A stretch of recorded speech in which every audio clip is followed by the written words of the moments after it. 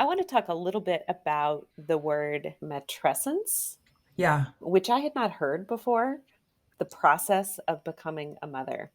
yeah, That first year with my first child turned my life upside down in ways that I didn't expect. And I yeah, never thought about framing it as, oh, this is a transformation for me. Like I am becoming someone different, not just I made a new person. Because the focus in so much of our culture is on the baby. We want to make sure the baby's healthy. We want to make sure the baby's developing.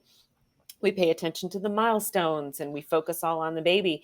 And I didn't put it together until I heard that word that, oh, yeah, I became a different person. And it mhm. was a process. It wasn't just overnight. Can you talk a little bit more about that concept and why it's important? Mhm. Matrescence was first described by Raphael, I believe, and then Aurelie Eighth and Alexandra Sachs have really examined it in more of a current context. I think the transformation aspect that you're describing, when you think about how every aspect of the mother goes through a very dramatic change, psychologically, physiologically, biologically, hormonally, socially, professionally, spiritually, it's on every possible front. And the direction that things have gone is that this happens less in community and more in isolation. And so here we all are going through this adolescence-like transformation where everything is in chaos. And we're thinking it's just us. It's just me. Right. Like, why is this so hard? Why this is supposed to be a joyful thing. I'm supposed to feel this way.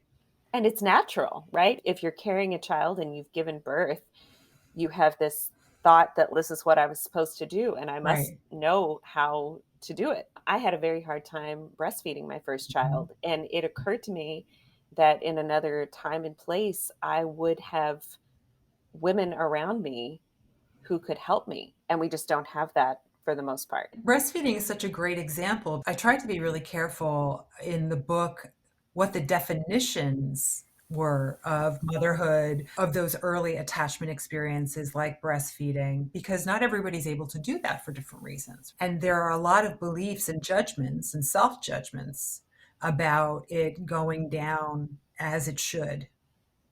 And I think that the point, if there's a point, is to allow yourself to have the experience that you do, to work with the judgments, to recognize and work with the judgments, to release them, to understand that the self-aggression is not, it's not motivating, it's not compassionate, it's not helpful to anybody. If anything, it would create stress in the mother's body that's picked up by the nervous system of the child that is not doing anybody anything beneficial. Yeah. You So know, how can practice be a part of that? How can that help? recently, I've started to think of practice as teaching us two distinct things. One is just being with ourselves in real time through the full range of our states, physical and emotional. So, not excluding anything, not kind of trying to have that laser focus on being present to the extent that it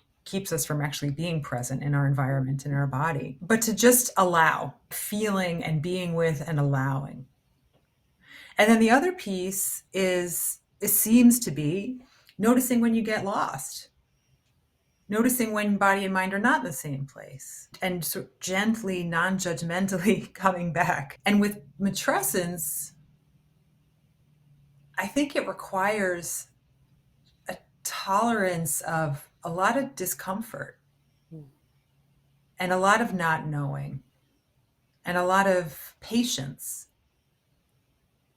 And then when we get hooked and when we get wrapped up in the way things should be, which would be not dealing with reality, coming back and having whatever feelings you naturally have related to your discontent. There's a lot of discontent in motherhood.